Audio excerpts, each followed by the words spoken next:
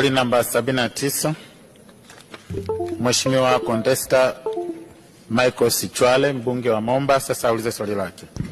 Je, mitambo mingapi ya kutengeneza gongo imesambazwa kwa wananchi wanaojishughulisha na uzalishaji wa pombe ya gongo?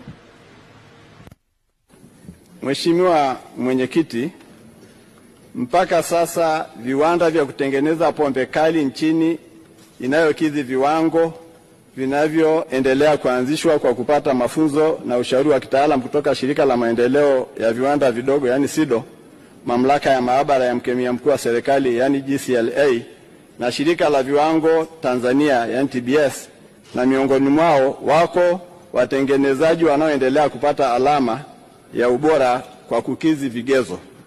Mheshimiwa Mwenyekiti, SIDO itaendelea kushirikiana na taasisi nyingine za maendeleo ya teknolojia ikiwemo Taasisi ya Uhandisi na Usanifu Mitambo yani TEMDO, Kituo cha Zana za Kilimo na Teknolojia Vijijini yani KAMATEK, na ushirikiano wa karibu na Mamlaka ya Maabara ya Mkemia Mkuu wa Serikali yani GCLA na Shirika la Viwango Tanzania TBS kwa kuboresha teknolojia za kuchakata pombe kali kwa kutumia teknolojia rahisi ili watengenezaji wengi waweze kutengeneza pombe bora inayofaa kwa matumizi ya binadamu. Mheshimiwa Mwenyekiti, gongo ni pombe yenye kilevi ambayo imekuwa ikitengenezwa kienyeji. Aidha, serikali haijahalalisha pombe ya gongo kwa sababu ya kuwa na madhara makubwa katika mwili wa binadamu. Kwa msingi huo, mpaka sasa hakuna mitambo ya kutengeneza kinywaji hicho iliyosambazwa kwa wananchi. Kwa sasa serikali haijaanzisha mpango wa kusambaza mitambo ya gongo kwa wananchi wanaojishughulisha na uzalishaji wa pombe ya gongo. Asante sana Mwenyekiti. Asante Mheshimiwa Contesta. Mheshimiwa Mwenyekiti, nakushukuru kwa nafasi. Tumeshuhudia hapa karibuni ndani ya nchi yetu kuna pombe nyingi sana zinaingizwa ambazo ni kali na zimeendelea kuharibu vijana na nguvu kazi ya taifa, na vijana wengi wanaendelea kuharibikiwa kwa kunywa hizo pombe kali. Je, ikiwa hizo pombe kali zinaweza zikaingizwa zikiwa zimetengenezwa kutoka nchi zingine zikaingia nchini kwetu na vijana wetu wakaendelea kuharibikiwa, serikali tumeshindwaje kuwafundisha wananchi wetu wa chini ambako gongo yuko inatengenezwa na inapendwa na mpaka hivi tunavyoongea inaendelea kutumika? Tumeshindwaje kuboresha gongo yetu ambayo inatengenezwa na mazao ambayo yako ndani ya nchi yetu zidi ya kuingiza pombe kali ambazo zinaharibu vijana?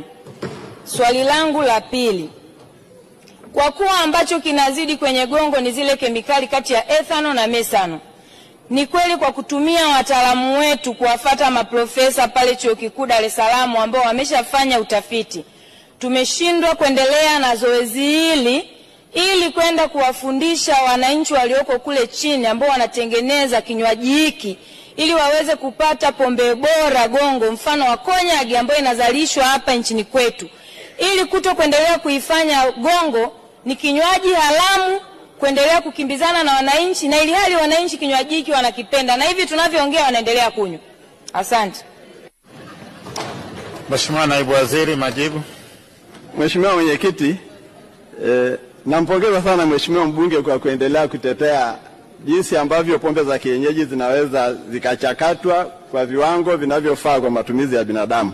Pamoja na kwamba sio binadamu wote hutumia pombe, lakini kwa wale wanaotumia ni dhamira njema ya serikali kwamba watumie pombe ambayo inafikia viwango visivyoweza kudhuru afya zao.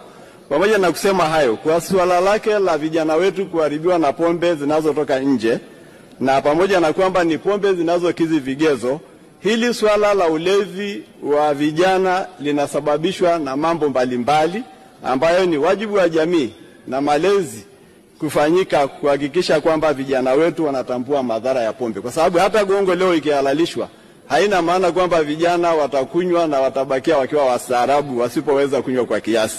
Kwa swali lake la pili la wajibu wa taasisi zetu za kitafiti kuweza kuchakata na kutengeneza formula ya kutengeneza pombe salama kutokana na pombe za kienyeji, zoezi hili linaendelea.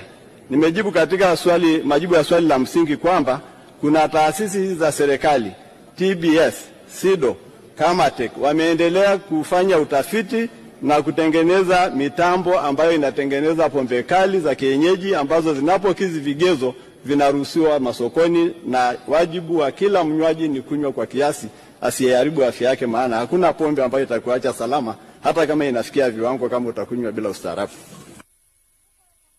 Mheshimiwa Cecil David Mwambe, swali la nyongeza. Mheshimiwa Mwenyekiti.